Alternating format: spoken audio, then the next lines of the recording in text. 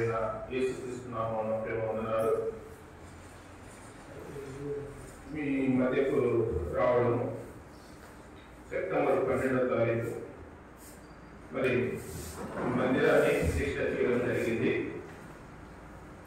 మధ్యలో 2 సార్లు పోయిన నెలలో 2 సార్లు వచ్చి మీ మధ్యన సువార్తకుడిగా జరపడం జరిగింది. 2 సార్లు. డిసెంబర్ నెలలో ఇది మొదటిసారి, 3వది. మరి క్రిస్మస్ పోయిన తర్వాత 25కు 31 తేదీలలో ఆ మధ్య దినాల్లో ఒక రోజు మళ్ళీ ఇక్కడ సువార్తకుడికి ఉందని దయచేసి ప్రతి ఒక్కరు చేరావాలి. దైవ గ్రంథంలో నుండి నిర్గమాకాండం 3వ అధ్యాయం, నిర్గమాకాండము 3వ అధ్యాయం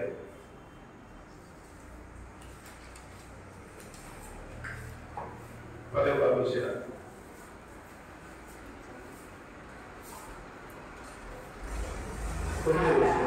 ఇశ్రాయేలు మొద నిజముగా నా ఎదురు చేరినది.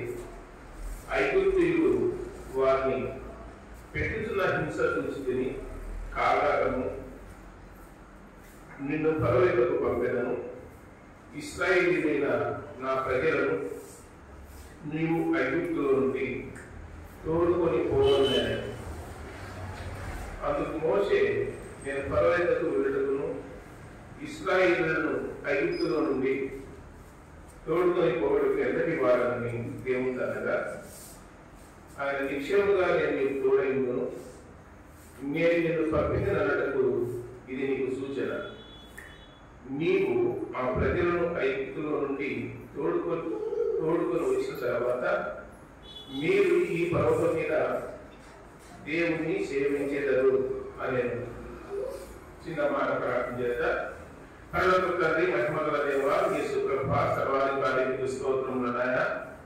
మనందరినీ ప్రేమించి సజీవులుగా ఉంచి సజీవులైన మిమ్మలను జీవము గల మాటను వినడానికి కృప చూపినందుకు, కనపరచడానికి దయచూపినందుకు మీ స్తోత్రాలు నాయన. ప్రజలు చేరుకు వచ్చారు, మీ మాటలు ప్రకటించబడుతున్నాయి. మాతో మాట్లాడండి. మీరు విశ్వాసం నుంచి నమ్మకంగా మీ కొరకు సాక్ష్యంగా మహిమకరంగా ముందుకు సాగడానికి దయచూపండి. శబ్ద యంత్రం ద్వారా బయట ఉన్న ప్రజలు సత్యాన్ని గ్రహించగలిగినట్లు కృప చూపండి. అనేకులు మానమనుషులు పాప క్షమాపణ పొంది జీవము గల దేవుని సంఘములో చేర్చబడడానికి దయచూపండి. దేవా స్తోత్రాలు. చదువుకున్న వాక్య భాగాన్ని, ముందున్న వాక్య భాగాలను దీవించి ఆశీర్వదించి మాకు పంచిపెడుతులని ప్రియరక్షకుడైన యేసుక్రీస్తు వారి ఘనమైన నామమున ప్రార్థించి దీవులమై వేడుకొనుచున్నాము తండ్రి. ఆమేన్. చదువుకున్న వాక్య భాగంలో దేవుడు అబ్రహాము సంతానమైనటువంటి ఇశ్రాయేలు ప్రజల బాధను, దుఃఖాన్ని, వారి యొక్క నిందింపును, వారి యొక్క శ్రమను, వారి యొక్క హింసను దేవుడు చూసిన వారి కన్నీళ్లు, వారి యొక్క మొర దేవుని సన్నిధి చేరింది. పరలోకమున్న దేవుడు అబ్రహామును, ఇస్సాకును, యాకోబును జ్ఞాపకం చేసుకుని ఇశ్రాయేలు ప్రజలను ఐగుప్తు దేశంలో నుండి విడిపించడానికి, చెరలో నుండి బానిసత్వంలో నుండి విడిపించడానికి మరి దైవజనుడైనటువంటి మోషే ఫరో రాజు దగ్గరికి పంపడానికి దేవుడు పరలోకం నుండి దిగొచ్చినాడు. దిగొచ్చి మోషేతో మాట్లాడుతున్నాడు. మోషే, నీ ఫరో వద్దకు వెళ్ళాలి, ఇశ్రాయేలు ప్రజలను నువ్వు విడిపించాలి.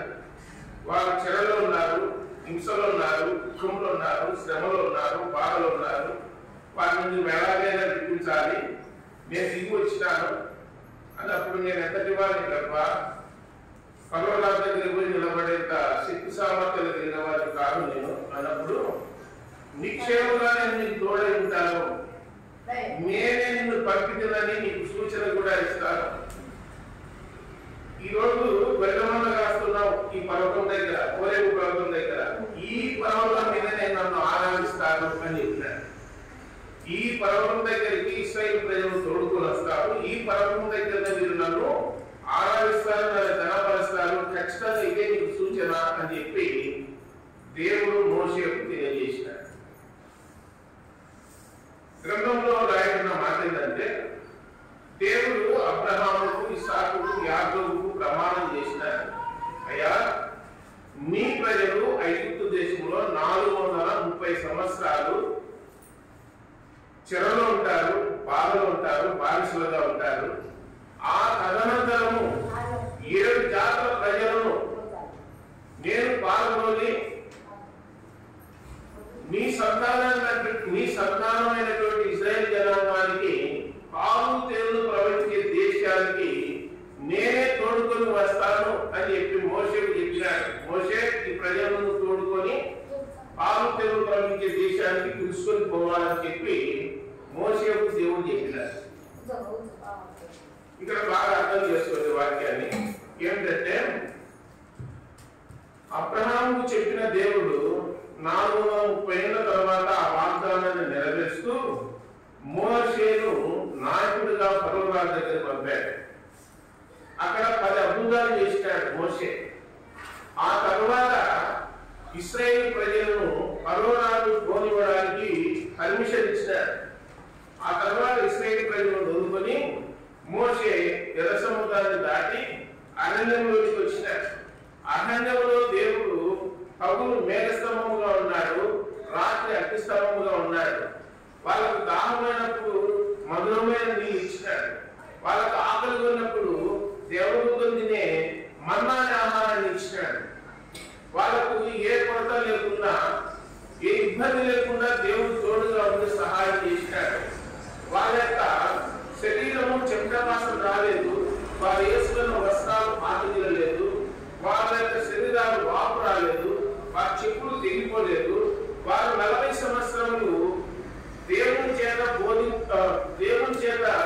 పోషింపబడి, దేవుని చేత నడిపింపబడి అని గ్రంథంలో రాయబడింది. ఇక్కడ మనకు పాఠం ఏంటంటే, మన ప్రభువైన యేసుక్రీస్తు పరలోకం నుండి భూలోకానికి వచ్చినాడు. భూలోకానికి ఎందుకు వచ్చినాడంటే భూలోకమున ప్రజలను పరలోకము తోడుకొని పోనీకి వచ్చినాయి.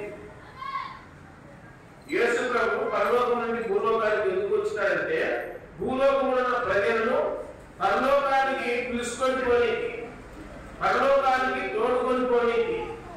మోషే ఇశ్రాయేలు ప్రజలను తోడుకొని అరణ్యంలోనికి తీసుకొని పోయి తర్వాత పరమ కనాను పాలు తేనెలు ప్రవహించే దేశానికి ఎట్లా తీసుకుపోయినాడో మన ప్రభువైన యేసుక్రీస్తు కూడా పరలోకం నుండి భూలోకానికి వచ్చినాడు. పరలోక సాదృశ్యంలో ఉన్నవాడు సాతానుడు. ఫరో ఏదైతే బానిసత్వంలో పెట్టుకున్నాడో, మరి సాధారణ లోకాన్ని తన బానిసత్వంలో పెట్టుకొని మనుషులను తన స్వాధీనంలో, తన గుప్పెట్లో పెట్టుకొని తన వలలో ఎక్కించుకొని వాడు గంతులు వేస్తున్నాడని చెప్పి గ్రంథంలో రాయబడింది. లోకమంతా ఎవరి స్వాధీనంలో ఉందంటే సాతాను స్వాధీనంలో ఉంది.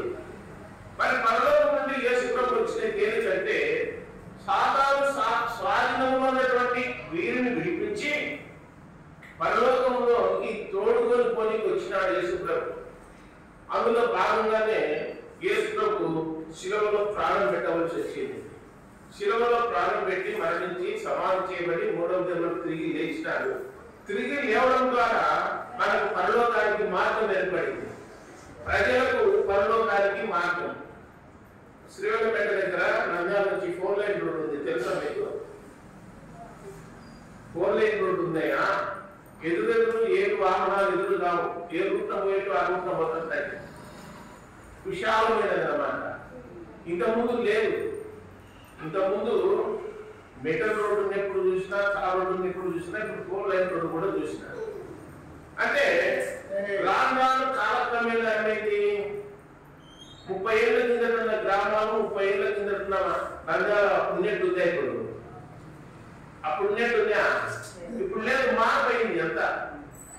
అట్లనే పరలోకానికి మార్గము యేసు ప్రభు మార్గం చూపినాడు. నేనే మార్గము, నేనే సత్యము, నేనే జీవము అని చెప్పినాడు.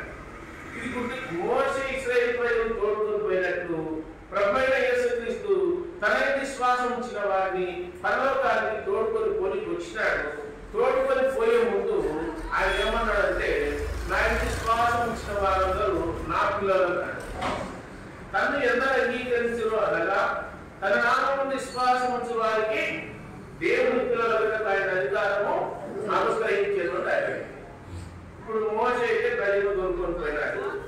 మన ప్రభువైన యేసుక్రీస్తు కూడా మనం తోలుకొని పోతాడు. ఎక్కడికి తోలుకొని పోతాడు?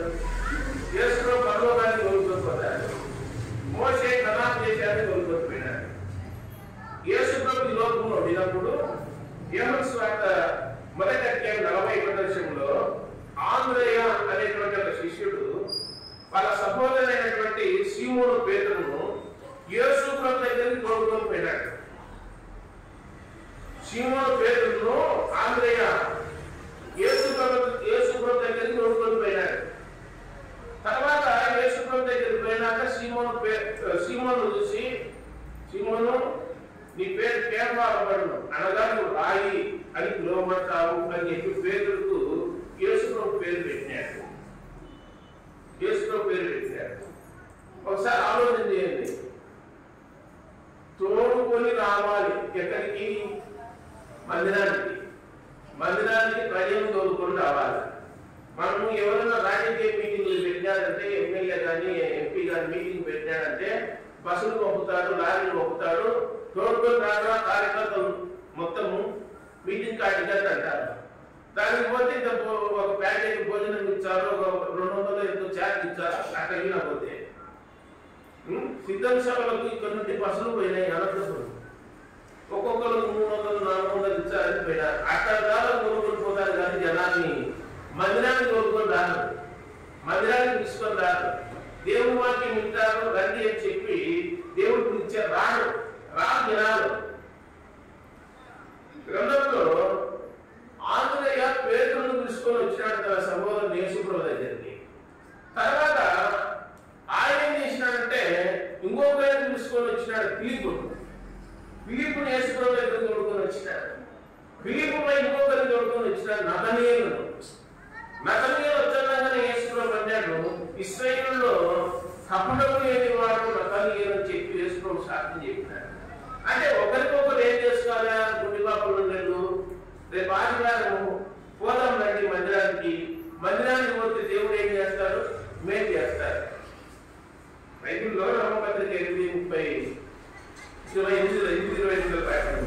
దేవుడు ప్రేమించు వారికి అనగా తన సంకల్పం చొప్పున పిలువబడిన వారికి మేలు కలుగుటకు సమస్తము సమకూడి జరుగుతున్నది అని రాయబడింది. దేవుడి దగ్గరికి వచ్చే దేవుడు ఏం చేస్తాడు? మనకు మేలు చేస్తాడు, దీవిస్తాడు, ఆశీర్వదిస్తాడు అని గ్రంథంలో రాయబడింది. కాబట్టి మనము ఒక్కరమే కాకుండా అదే పని పోయేటప్పుడైతే పొలంలో పని పోవాలనుకోవాలి. ఒక 2 రావాలి పిల్లలు అంటే ఇంకొకరు ఉన్నారా? మా ఇంట్లో మా అమ్మాయి మా పిల్లలు ఉన్నారు, 3 పోతారు. పని పోనీ తొలుకొని పోతారు పొలంలో. మందిరానికి అయితే ఒక్కరు పోతే చాలైనా మిగతా 2 పిల్లలు అంటారు. అర్థమైనది కదా మీకు? దేవుని దగ్గర పుట్టేటప్పుడు కుటుంబంతో రావాలి, అది దైవగ్రంథం చెప్పింది. ఆదికాండం 35వ అధ్యాయంలో యాకోబు కుటుంబంతో పోయినాడు బేతేలు అనే స్థలానికి. అందరిని తీసుకొని పోయినాడు దేవుని మందిరానికి, దేవుని ఆరాధించడానికి. సరే, మార్కు సువార్త 9వ అధ్యాయంలో ఒక సంఘటన ఉన్నది. ఏమిటంటే 12వ వచనంలో యేసు ప్రభు దగ్గరికి ఒక తండ్రి తన కుమారుని తీసుకొని వచ్చినాడు. యేసు ప్రభు దగ్గరికి రాకముందే శిష్యుల దగ్గర కొనుక్కొని పోయినాడు. శిష్యులు ప్రార్థన చేసింటే ఆ కుమారులో ఉన్నటువంటి మూగదయము విడిచిపోలే. ఏమయ్యా ప్రార్థన చేసే దయం వదిలిపోలేదు అని చెప్పి తర్జన పద్యమై తగ్గిస్తున్నారు. అప్పుడు యేసు ప్రభు వచ్చి ఎందుకు అట్లా తగ్గిస్తున్నారు, ఏమైంది అని అడిగినాడు. ఏం లేదా నీ శిష్యుల దగ్గరికి నా కుమారుడు దొరుకుని వచ్చింటే ప్రార్థన చేసింటే దయ విడిచిపోలే అని అన్నాడు. వాడిని నా ఇద్దరు తోడుకుంటాను అన్నాడు. పిల్లవాడిని నా ఇద్దరు తోడుకుంటాను అన్నాడు యేసు ప్రభు. వెంటనే తీసుకుని వచ్చినాక యేసు ప్రభు అడిగినాడు, ఈ దయ్యం మీకు ఎంతకాలం అయింది బట్టి అని అడిగినాడు. అంటే తల్లి చెప్పినాడు, బాల్యం ఉంది అని. ఎంతకాలం మీతో ఉన్నారు నాయన శిష్యులారా, ఎందుకు ఇంత అవిశ్వాసంతో ఉన్నారని చెప్పి యేసు ప్రభు వాళ్ళ పక్కకు పెట్టి ఆ భయాన్ని యేసు ప్రభు గర్దిస్తానే వారిని పిల్లవాడిని విలవిలలాడించి వారిని వదిలిపోయిందని చెప్పి గ్రంథంలో రాయబడింది. యేసు ప్రభు దగ్గరికి కొనుక్కొని వచ్చే యేసు ప్రభు ఏం చేస్తాడు? దయ్యం పట్టిన కొనుక్కొని వచ్చే యేసు ప్రభు ఏం చేస్తాడు? ఇందులో దయాన్ని ఎక్కించి పంపించాడా? తోలుకొని వచ్చి విడిపించి స్వస్థపరిచి బాగుపరిచి ఇంటికి పంపుతాడు. దేవుడి దగ్గరికి రావాలి, మనం మందిరానికి రావాలి. దేవుడి దగ్గరికి రావాలంటే మందిరానికి రావాలని అర్థం. కాబట్టి యేసు దగ్గరికి తండ్రి పిలుచుకొని వచ్చినాడు. పిలుచుకొని వస్తేనే యేసు దయాన్ని గద్దించినాడు. వాడిని విలన్లో లాడించి కింద పడగొట్టి పోయింది. వాడు నురుగు కాల్చుకొచ్చున్నాడు, ఖర్చుగా అగ్నిలోనూ నీళ్ళలోనూ పడుచున్నాడు. వాడిని చంపాలని దయ్యం ప్రయత్నం చేసినప్పుడు యేసు ప్రభు దయాన్ని ఏం చేసినట్టు గద్దించి 6 రోజులు దయపడింది. ఇప్పుడు ఎవరికన్నా జ్వరం కానీ తలనొప్పి కానీ వచ్చింది అనుకోండి, పొలంలోకి పనికి పోతారా తలనొప్పి పోవాలని? ఎక్కడ పోతారు? డాక్టర్ కాడిగా పోయేది. ఇది తెలుసా తెలియదు. విభాగాలు ఉన్నాయి. నాకు తలనొప్పి వచ్చే పొలంలోకి పోవడము, జ్వరం వచ్చే వేరే ఊరికి పోవడం చేస్తారా? డాక్టర్ దగ్గరికి పోతారు. మనకి ఏ సమస్య వచ్చినా ఎవరి దగ్గరికి రావాలా? దేవుని దగ్గరికి రావాలి. దేవుని దగ్గరికి వచ్చి దేవుని దగ్గర ఆయన పాదాలు పట్టుకొని ఆయన అడిగితే ఆయన ఏం చేస్తాడంటే ఈ సమస్యకి పరిష్కారము చేస్తాడని గ్రంథంలో రాయబడింది. అది ఏ సమస్య అయినా సరే యేసు ప్రభు ఏం చేస్తాడు? పరిష్కారం చేస్తాడు. సమాధానం లేదా? ఆయన సమాధానకర్త. నీకు ఎలాంటి ఆలోచనలు రావడం లేదా? ఆయన ఆలోచనకర్త. గ్రంథంలో రాయబడింది. కాబట్టి యేసు ప్రభు దగ్గరికి వచ్చిన వాళ్ళంతా బాగుపడ్డారు. దూరమైన వాళ్ళంతా ఏమైనా బాగుపడడానికి వ్యతిరేకమైంది భంగమైన. యేసు ప్రభు దగ్గరికి వచ్చిన వాళ్ళంతా బాగుపడ్డారు, దూరమైన వాళ్ళ భంగమైన. తర్వాత ఆదికాండము 42వ అధ్యాయంలో యోసేపు సహోదరులు ఉన్నారు 10 మంది. వాళ్ళు ఏం చేసినారంటే ఐగుప్తులో ధనం ఉందని చెప్పి, ధనం కాదు ధాన్యం, ఆహార పదార్థాలు ధాన్యం ఉందని చెప్పి కొనుక్కోవడానికి పోయినారు. వాళ్ళ మొక్కలకు ఎగానిగా చూసినాడు యోసేపు. చూసి ఎవరైనా ఇవ్వలేరు. అయా మేము కనాన్ దేశం నుండి వచ్చినాము, మాకు తండ్రి ఉన్నాడు, ఆయన పేరు యాకోబు, మాకు ఇంకొక తమ్ముడు ఉన్నాడు, వాడి పేరు బెన్యామీను, వాడి సిద్ధాంత అన్నాడు, మేము ఇతర వాళ్ళ వల్ల వచ్చినాము, ఒకడు లేడు అని చెప్పినాడు. సరే మంచిది. యోసేపు ఏమన్నాడంటే మీ నాన్న బాగున్నాడా అన్నాడు. మీ నాన్న బాగున్నాడా అన్నాడు. ముక్కు ముఖం జనులను పట్టుకొని యోసేపు మీ నాన్న బాగున్నాడా అంటే ఈ 10 మంది ఏమన్నారా? బాగున్నాడు అని అన్నారు భయపడుకుంటా. ఈయన ఎవరా మా నాన్న అడుగుతున్నాడు. ముసలుడు బాగున్నాడా, బంధువులు బాగున్నారా, కనాన్లో అంతా బాగున్నారా అంటున్నాడే. ఎవరు తెలిసిన మనిషి లేకున్నాడైనా జ్ఞానం ఉండాలా లేదా? వాళ్ళ వినేవాళ్ళకు ఏం పెరగనట్టున్నారు, ఏం పట్టనట్టున్నారు. ఇప్పుడు చెప్పినాడు యేసేపు చెప్పినాడు, మీరు మీ కుటుంబాలు మీ పిల్లలు అందరూ బ్రతకాలంటే నేను చెప్పిన పని చేయాలి. చెప్పా ఏం చేయాలి? ఈసారి నేను ధాన్యం కొనుక్కోవడానికి వచ్చేటప్పుడు మీ సహోదరైన బెన్యామీను గంట పెట్టుకొని రావాలి, తోడుకొని రావాలి నా దగ్గరికి అన్నాడు. అట్లయితేనే మీకు ఆహారం ఇస్తారు, ధాన్యం ఇస్తారు, లేకపోతే ఇవ్వని చెప్పి యోసేపు తెగుపాగా చెప్పినాడు.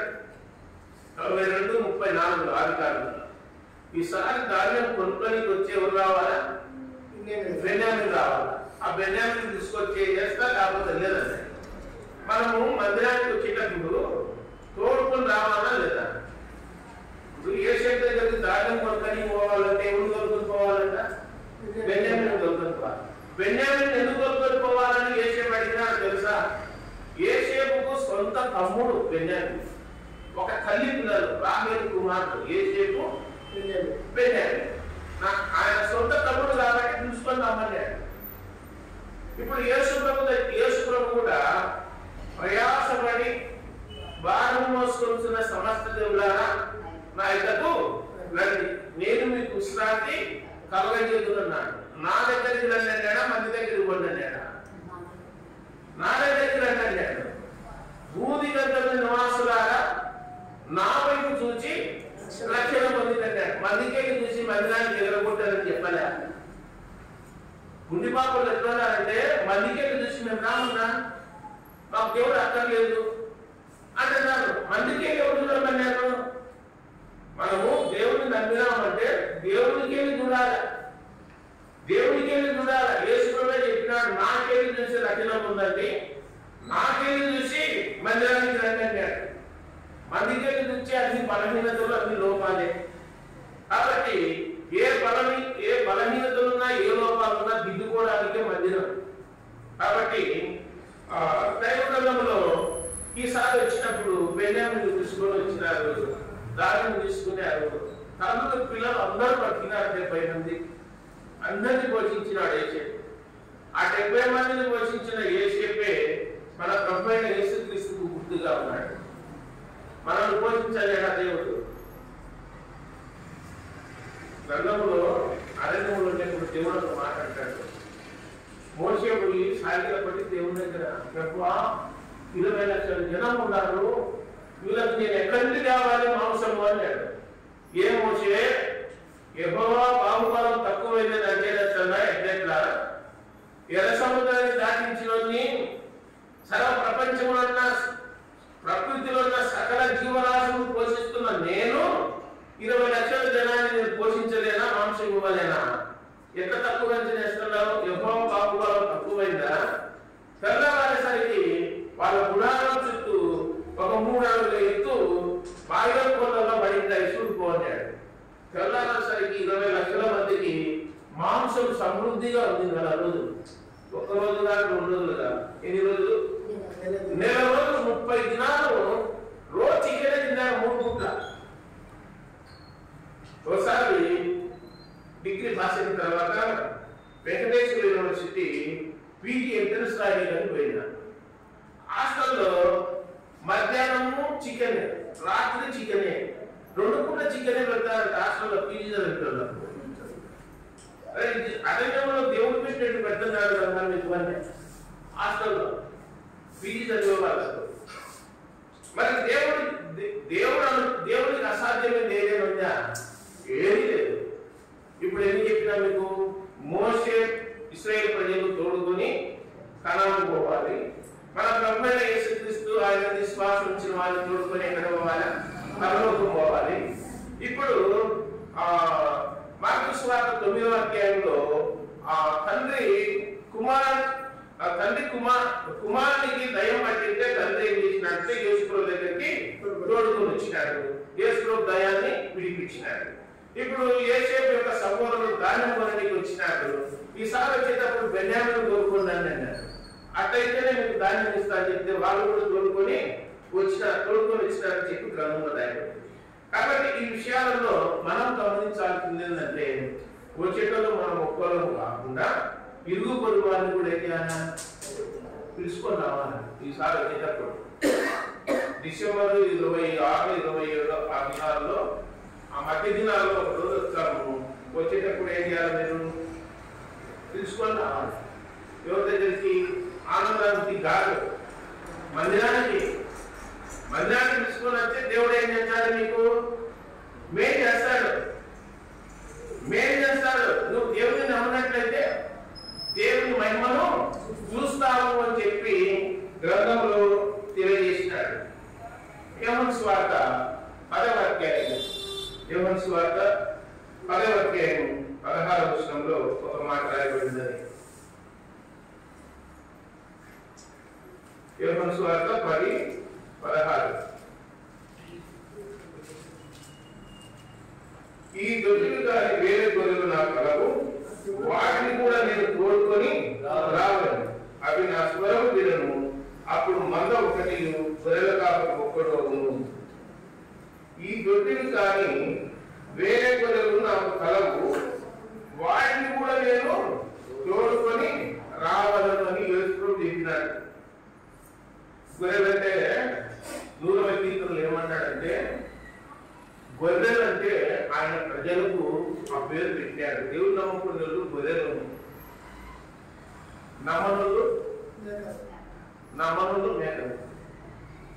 నమ్మనులు మేకలు కాదు.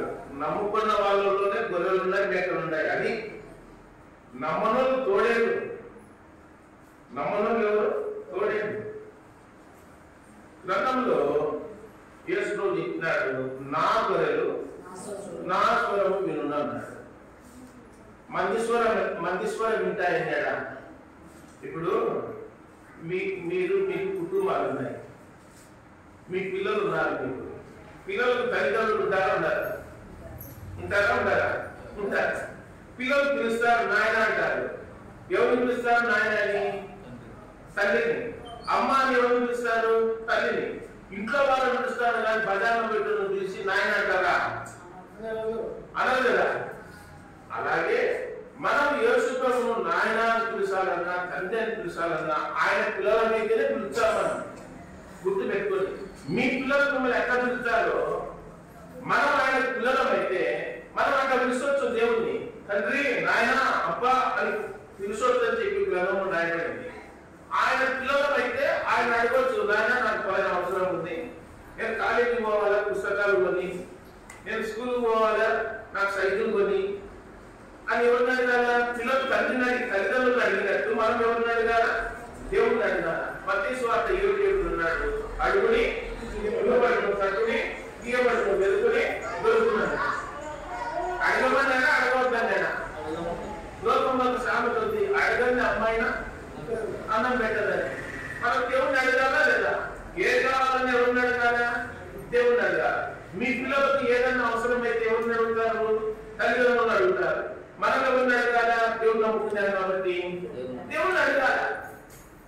ఇక్కడ ఒక చిన్న దృష్టాంతం చెప్తారు. ఏమిటంటే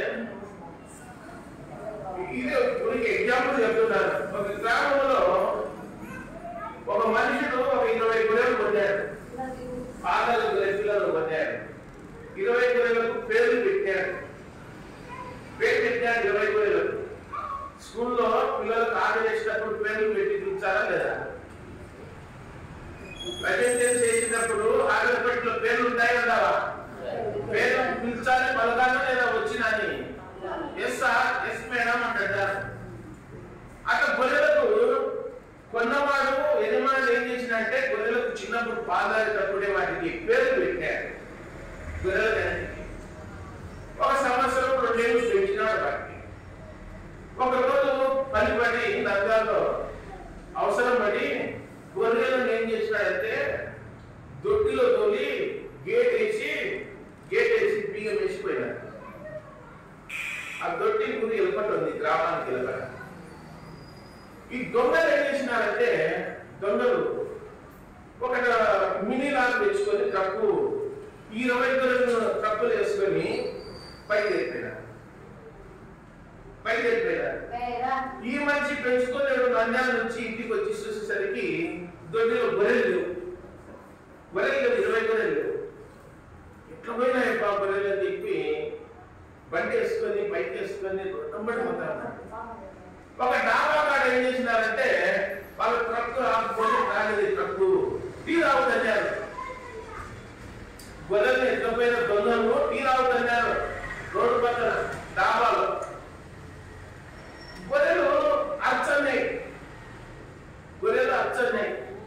అర్చ అంటే ఇది గుర్తుపట్టాడు. ఎవరు? గొర్రెల యజమానులు గుర్తుపట్టాడు. గుర్తుపట్టి ఆడినాడు, బండి ఆడినాడు. ఇది 5 రోజులు వచ్చినారు. మేము ఎలా చూస్తున్నామంటే అనంతపురం నుంచి తీసుకొస్తున్నారు గొర్రెలు, ఇది మావే కొనుక్కొని వస్తున్నాం అన్నాడు. మీ దాని గొర్రెలు తెలుస్తుందాం అని లోపల చట్నీ ఈయన గొర్రెలు 20 అని ఇంకా వాదోపవాదాలు జరుగుతున్నాయి ఈ యజమానికి లారీలో. మేము అక్కడి నుంచి తెచ్చినాము అది ఏంటంటే ప్రజల గుంపైనారు చెప్పినాడు. వీళ్ళు చెప్పేది అబద్ధము. ఇవి 4 గొర్రెలు దొంగలుకొని వచ్చినారు, డబ్బులు ఎక్కించుకున్నారు. కావాలంటే వాళ్ళు వెనక డోర్ తెరవమన్నది. నేను పేరు పెట్టి పిలిచాను గొర్రెలను, అవన్నీ పరిగెత్తుకుంటా వచ్చే అవి నావి, లేదంటే వాటివే అని చెప్పినారు. యజమానుడు కాబట్టి గొర్రెలకు చిన్నప్పుడు పాలు తాగేటప్పుడు పేరు పెట్టి పెంచినాడు కాబట్టి పిలిచాడు. అప్పుడు బయటికి లాట్లో దింపచ్చు అంట. 20 గొర్రెలు వచ్చినాయంట. ఆ పీరాలలో నాకు జనం పెట్టుకున్నారు కదా, తలకేది మిగిలినారంట. మీరు దొంగలు కాదు, మీరు మామూలు కాదు. చూడు, యజమాని స్వరం విన్నాయి గొర్రెలు. ఎవరి స్వరం విన్నాయి? యజమాని స్వరం. నా గొర్రెలను నేను పేరు పెట్టి పిలుస్తా అన్నాడు గ్రంథంలో. అబ్రహామా అని పిలిచినాడా లేదా? మోషే అని పిలిచినాడా లేదా? గ్రంథంలో పేరు పెట్టి పిలిచినాడు. యాకోబు అన్నాడు, చిత్తం ప్రభు అన్నాడు. సమూయేలు అన్నాడు, చిత్తం ప్రభు అన్నాడు. పేరు పెట్టి పిలుస్తాడు దేవుడు. మూగల లెక్క సైగ దేవుడు ఎప్పుడైనా పేరు పెట్టి పిలిచినాడు. గొర్రెలను కూడా ఏం చేసినాడు? పేరు పెట్టి పిలుస్తారు, అవి నా స్వరం వింటాయన్నాడు. ఎవరి స్వరం వింటాయి? నా స్వరం వింటాయన్నాడు. కాబట్టి దైవ గ్రంథంలో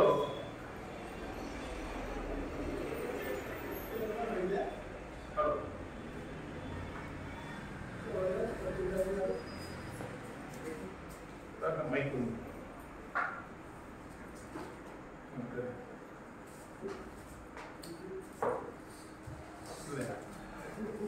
ఇది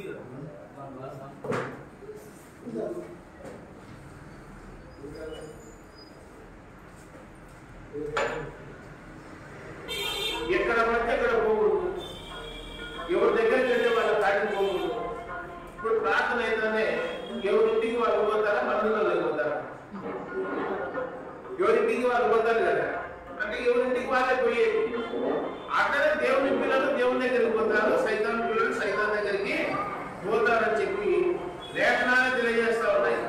కాబట్టి యేసు ప్రభు దగ్గరికి వచ్చేటప్పుడు తోడుకొని రావాలను అని గ్రంథంలో చాలా స్పష్టంగా తెలియజేస్తా ఉన్నాడు. అలాగే దైవగ్రంథాన్ని పరిశీలన చేసినప్పుడు ఆదికాండము 19వ అధ్యాయం చివరిగా 19వ అధ్యాయం 16వ వచనంలో దేవుని దూతలు సొదొమ గొమొర్రా పట్టణంలో ఉన్నటువంటి లోతు ఇంటికి వెళ్ళారు. లోతు ఇంటికి వెళ్ళినప్పుడు జరిగినటువంటి సంఘటన ఏమిటంటే, ఆజ్ఞ చేస్తున్నారు, మీరు తొందరగా రెడీ, ఈ రాత్రి తెల్లవారిన తర్వాత 5 గంటలకు ఆకాశం నుండి అగ్నివర్షం పట్టాలి, అందరూ కాలిపోయి పూర్తయితారు, మీరు తప్పించుకోవాలి కాబట్టి అని దేవుని దూతలు 2 మనుషులు వచ్చి లోతు కుటుంబంలో ఉన్నారు. ఆ లోతును, లోతు భార్యను, ఆయన కుమార్తెను బైబిల్లో రాయబడిన 16వ వచనంలో యెహోవా కనికర పడటం వలన దేవుని దూతలు ఆ మనుషులను చేతులు పట్టుకొని తోడుకొని వెలుపలికి వచ్చింది అని రాయబడింది. నిజంగా ఆయన సంకల్పంలో, ఆయన యొక్క దృష్టిలో, ఆయన చిత్తంలో గుండి పాపలలో ఎందరైతే ఉన్నారో వారందరినీ కూడా దేవుడు ఏం చేశాడంటే ఖచ్చితంగా తగిన సమయంలో మందిరానికి నడిపిస్తాడు. అంటానే మీరు ఏమన్నారంటే అలాగూ గమ్ములు కాక ఆమెన ఖచ్చితంగా ఆ సమయానికి దేవుడే చేతులు పట్టుకొని లోతు కుటుంబంలో ఉన్నటువంటి లోతును, లోతు భార్యను, లోతు కుమార్తెను చేయి పట్టుకొని అగ్నికి ఆవుది కాకుండా బూడిద కాకుండా పిలుచుకొని వచ్చినాడు బయటికి. ఎవరు పిలుచుకొచ్చిందంటే దేవుడే. అలా గుండిపాకుల గ్రామంలో ఉన్నవారు పాతాళానికి కానీ నరకానికి కానీ అగ్నిహోత్రానికి పోకుండా దేవుడే చేయి పట్టుకొని వచ్చాడు, మందిరానికి నడిపిస్తాడని చెప్పి గ్రంథంలో రాయబడింది. మందిరానికి వచ్చే దేవుని సన్నిధిలో నిలబడితే మనము సేఫ్ జోన్లో ఉన్నట్టు.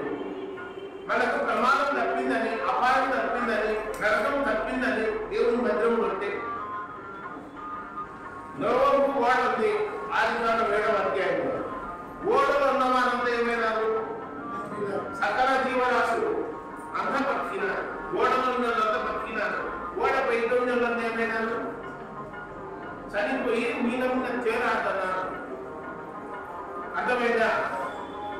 ఓడ బయట ఉన్న వాళ్ళు చనిపోయి నీళ్ళ మీద తేలియాడుతున్నారు. కానీ ఓడ లోపల ఉన్న వాళ్ళు బ్రతికి ఉన్నారు. వాళ్ళు సజీవంగా ఉన్నారని చెప్పి గ్రంథంలో రాయబడింది. కాబట్టి మందిరం లోపల ఉంటే మనం బ్రతుకుతాం, మందిరానికి వెలపడంటే సత్సామం అని చెప్పి గ్రంథం చెప్పేది, దేవుడు చెప్పేది. కాబట్టి ఇన్నేళ్ళు లేదు మీకు మందిరము, ఇప్పుడు మందిరం ఉంది. దయచేసి మీకు వందనాలు చెప్పి చెప్తున్నాను. ఇక్కడ ఉన్న మనుషులకి కూడా ఇక్కడ చెప్పే వాక్యాన్ని వినండి. వాక్యం ఏం చేస్తారంటే బ్రతికిస్తారు. వాక్యం ఏం చేస్తారంటే మిమ్మల్ని, మీ కుటుంబాన్ని, మీ పిల్లలను బాగు చేస్తారు వాక్యం. కాబట్టి వాక్యాన్ని బట్టి, దేవుని బట్టి వాక్యం వినాలి తప్ప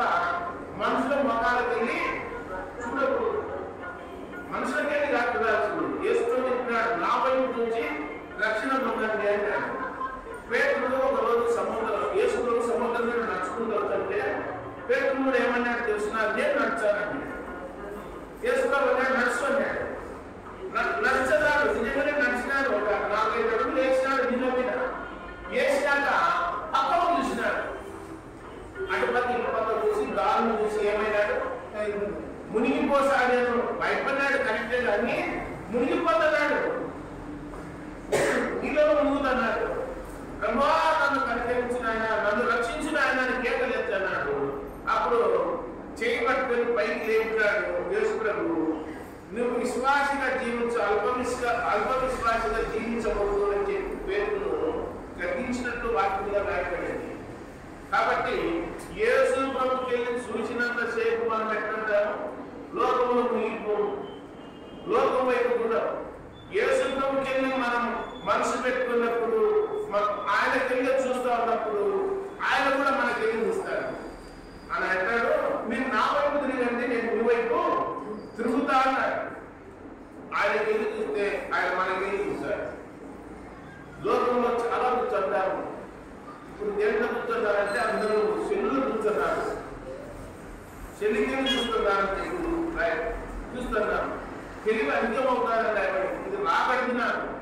యేసు ప్రభు వచ్చే దినాలు కనుక సమయం లేదు కనుక, రేపు ఏం సంభవిస్తారో మీకు తెలియదు కనుక దైవగ్రంథంలో రాయబడినట్లు యేసు ప్రభు లోకానికి వచ్చింది. ఎందుకంటే గుండె పాపలను ఎక్కడ తీసుకుపోవాలా, పరలోకం తీసుకుని వచ్చినాడు.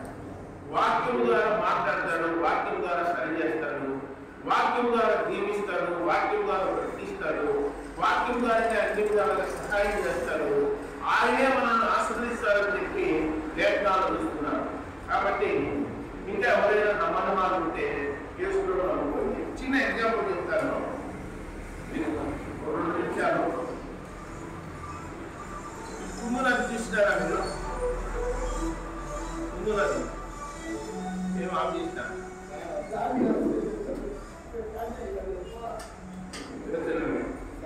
కుందు నది చూసినారా లేదా? మేము చూసినారా? ఇక్కడ ఎప్పుడుందా లేదా? ముందు బాబులు పడగలుగుతుందా లేదా? ఆ నది కూడా గడ్డి గడ్డి గుడ్డలు ఉంటుంది. ఆ గడ్డి పాసకు ఒక తేలు వేలాడుతూ ఉందంట. తేలు అది నీళ్ళలో దిగి అవతలకు పోవాలంట. ఏది? తేలు. ఆ ఏట్లో ఒక తాబేలు తిరుగుతా ఉంది. తిరుగుతా ఉంటే తేలు పిలిచిందంట తాబేలు బాబా నన్ను ఎక్కడన్నా కానీ అవతలకు తెలుసు అని. అంటే నీళ్ళు తాబేలు అంటుందంట, నిన్నాను నమ్ముతావు, నీ దెబ్బ అంటే అందరికీ తెలుసు, నువ్వు కాటెచ్చావు, కుడతావు, నిన్ను నమ్మను.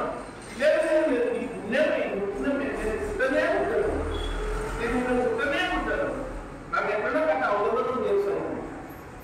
సత్యంగా ఆమె పడకపోతున్నావు కాబట్టి ఎందుకంటే నా ఇంటి మీద కూర్చోాలిందట. ఆమె కూడా తేలు ఇంటి మీద కూర్చోాలిందట. అంతేకాకుండా తేలు ఇంటి మీద కూర్చున్నాయి. సుమారుగా నడియకి పోయినాక తాగలు మెడ మీద అట్టబుట్టినట్ట కొన్ని ఎంత పని నుంచి మేము ఉండే చెప్తే కదా నేను ఉంటామని అని అసలు ఆ గిరగిర తిరుగుకుంటా తాగలు మునిగిపోయినట్టు. తేలు కూడా ఆటికే పోయిందంట. ఎంత పని చేసినాము అంటే అప్పుడు తేలు అంటారు, ఏమో నాకు పుట్టాలనిపించింది, పుట్టిన ఏం చేస్తావు అని నేను అవుతున్నాను చెప్తాంటే. ఈ రోజు మనుషుల యొక్క పరిస్థితి కూడా అక్కడ ఉంది. తేలుకు పుట్టే బుద్ధి పోలేదు, మనుషులకు బుద్ధి మారలేదు. ఎన్నేళ్లలో వాక్యం చెప్పు, ఎన్నేళ్లలో పాట పాడు, ప్రార్థన చేయి, మందిరానికి వాక్యం వింటాడు, బుద్ధి మారుతుందంటే బుద్ధి మారదు. ఆ తేలుకు పుట్టే బుద్ధి పోదు, మానవునికి బుద్ధి రాదు. బుద్ధి రావాలని దైవం దేవుడు మాట్లాడలేదు. తగ్గిపోయిన వాళ్ళకి బుద్ధి వచ్చిందా లేదా? వానికైనా వచ్చిందేమో కానీ గుండె పాపంలో బుద్ధి రాదు. రేపు ఆదివారమైన కానీ మందిరాన్ని ఎదుర్కొచ్చి తిరుపతి అన్నా ఒప్పుకున్నాను శాస్త్రంగా పోవాలా, తిరుపతికి పోతారా విడిపోతారు. రేపు పొద్దున దేవుని దగ్గర పోయినాక ఏం చెప్పలేకున్నాడు. కాబట్టి మార్పు చెంది బ్రతుకు మార్చుకొని జీవితాన్ని మార్చుకొని దేవుని సన్నిధిలో కనబడితే దేవుడు ఏం చేస్తాడంటే దీవిస్తాడు, ఆశీర్వదిస్తాడు. దేవుడు ఇంతవరకు దీవిస్తున్నాడు. ప్రార్థన చేస్తాడు. పరలోక తండ్రి, మహిమగల దేవా, యేసు ప్రభువా, బాగా స్తోత్రాలు నాయనా. మమ్మల్ని ప్రేమించి సజీవులుగా కుటుంబ కాలంలో మీ కుమారుడైన యేసు వారి స్తోత్రాలు. అనేక రకాలుగా మాకు మాట్లాడడానికి స్తోత్రాలు చెల్లిస్తున్నా. ప్రజలు మానసుకొని పాపక్షమ పొంది మందిరానికి వచ్చి మీ సన్నిధిలో కనబడి నాయన మీ ద్వారా దీవించబడడానికి, ఆశీర్వదించబడడానికి కోరుకుంటాము. రేపటి దినం ప్రభుదినం మిమ్మల్ని ఆత్మీయ సత్యంగా ఆరాధించే బాధ్యత అయితే అనేకులు చేరువచ్చి ఆయన మిమ్మల్ని మహిమపరిచే బాధ్యత అయితే దేవాస్తోత్రములు, పరిశుద్ధాస్తోత్రాలు, సాధారణ శీఘ్రను లయపరచండి, కుదరపరచండి.